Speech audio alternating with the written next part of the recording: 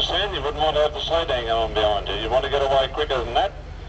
But he's doing a pretty good job. He's still moving. The front wheels are turning. Rob has marked out the spot for him. He reckons he's going to make it, or will he? Or won't he? He must give him that, warming up that automatic transmission for a little bit. That's about as far as he... That's it.